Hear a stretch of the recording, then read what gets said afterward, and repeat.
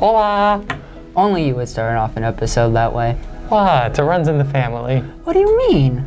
Well, my mother is a Spanish teacher, my dad... Well, I guess it's just my mother. Still though, Spanish is awesome. I just wish that I learned it at a younger age. Well, you should have gone to Nevada. Now, we're going to go see how elementary students and teachers are becoming bilingual. From what most people know, the only Spanish classes taught at Nevada are in the high school. But if I'm being honest, being bilingual is for everyone, and that is no exception at Central Elementary.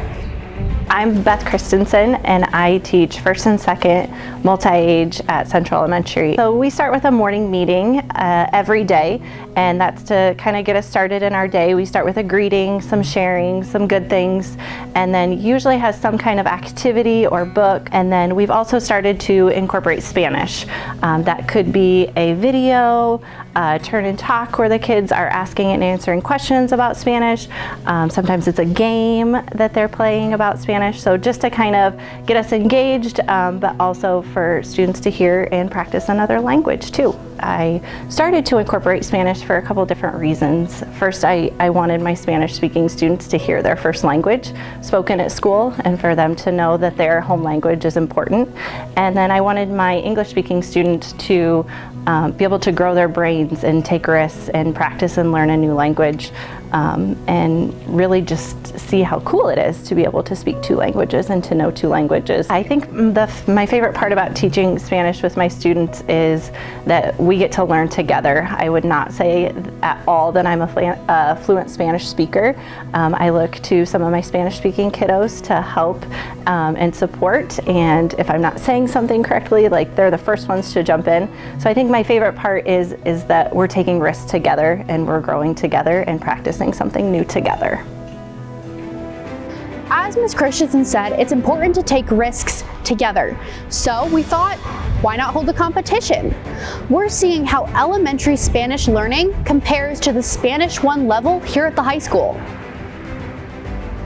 Rojo is red, azul is blue, morado, café is like brown, azul, verde is green, negro, café.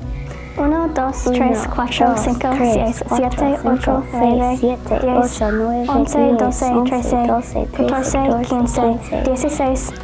17, 18, 19, 20, 21, 22, 23, 24, 25, 26, 27, 28, 29, 30, 31, 32, 33, 34, 35, 36, 37, 38, 39, 40. No. Lunes, martes. I can tell you like 2. Miércoles. No, I can't actually. Jueves, viernes. I don't know any of Sábado, them. What domingo. is this? September is October, Mayo is May, and Marzo is March. Mayo or Mayo is May, Septiembre is December, Agosto is August, Noviembre. No, I can't actually. I know like 1, but Julio is July should be. Augusto. I don't even know what month it is in English.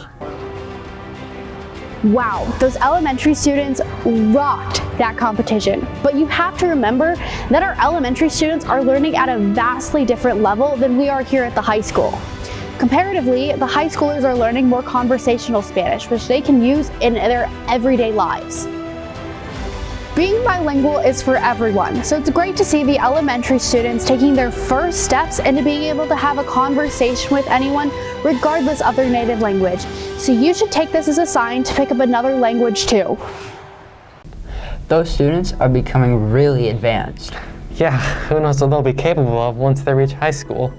Speaking of which, I heard there is this new opportunity for students to demonstrate their Spanish skills. Yes, that is the Seal of Biliteracy, where students can get rewarded for their learning. Let's head to Future Me to find out more. I'm in my 4th year of Spanish here at Nevada High School, which I think is the superior year. However, more on that later. Let's take a look at Spanish 4's brilliant opportunity to take the Seal of Biliteracy, coming soon to a school near you. So the Seal of Biliteracy is a rigorous test for Spanish 4 students, and it tests reading, writing, listening, speaking, and their skills in each of those areas. The importance of the Seal of Biliteracy is that it values language as an asset. It recognizes the value of language diversity and cultural diversity. So one area that is the biggest struggle on the Seal of Biliteracy test is listening and listening to native speakers. So I try to incorporate more of listening practice, authentic listening practice, and it's very difficult. And so that sense of accomplishment is very strong. Just that sense of achievement really sticks with them. Native speakers, we do not necessarily have native speakers, but we do have heritage speakers. And that means that they speak Spanish in the home. So they are bilingual, but a lot of times they are not proficient in all areas, reading, writing, listening, speaking. And so they benefit as well from taking Spanish 4 and doing the Seal of Biliteracy. And so it helps them boost their skills in each of those areas as well. So we usually have foreign exchange students in Spanish 4, but our heritage speakers sometimes will either be in Spanish 4 or take a Spanish 5. So the Seal of Biliteracy is a great program in terms of saying that you are proficient, you are literate in 2 different languages. Yeah, they're more confident in their language skills. A lot of times they say, oh, this is difficult, or oh, I don't feel like my skills are where they should be. And so the Seal of Biliteracy will confirm that they do have those skills that they need, that they are at that conversational level. And it also is something that they can take with them for life. It's recognized nationwide. It will help them in getting jobs, will help them get into colleges.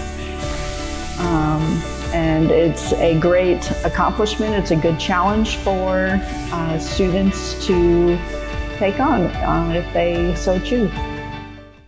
Another teacher here at Nevada is assisting a transfer student with their time at the high school. They transferred here all the way from Indonesia. Her name is Richelle, and I'm excited to see what she has to say about her time being a transfer student. Hi everyone, I'm Richelle Patera. I'm an exchange student from Indonesia and I got placed here in Nevada. I've been here since September 8, so it's around 6 months, and I'm able to fit right in this Nevada high school really well because everyone is so welcome and just very supportive of me.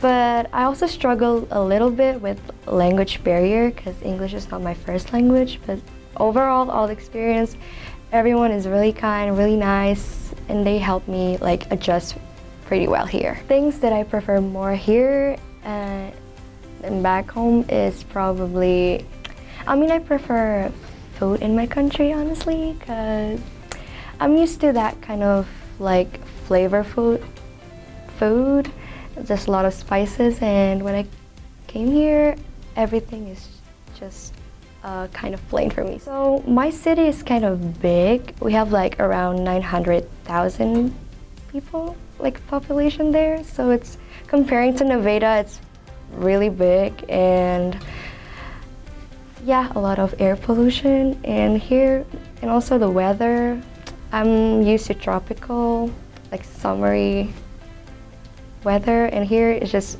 changed every time, so I'm not really get well with the weather. So this is my first time experiencing snow, and it's, I don't know, I have that love and hate relationship with snow. Like, I love the snow, I love everything, but it's just too cold for me. It was really interesting how she was able to go all the way from Indonesia to Nevada and be able to just fit right in.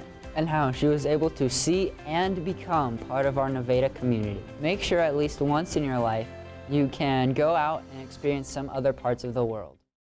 It's amazing how students are just able to come all the way across the world just to be able to see a small glimpse of our daily lives. Yes, it just makes me think about how one day I might move to another country as well. It is pretty inspiring. Well, Cubbies, that's all we have for today. Thank you for joining us on CubTV.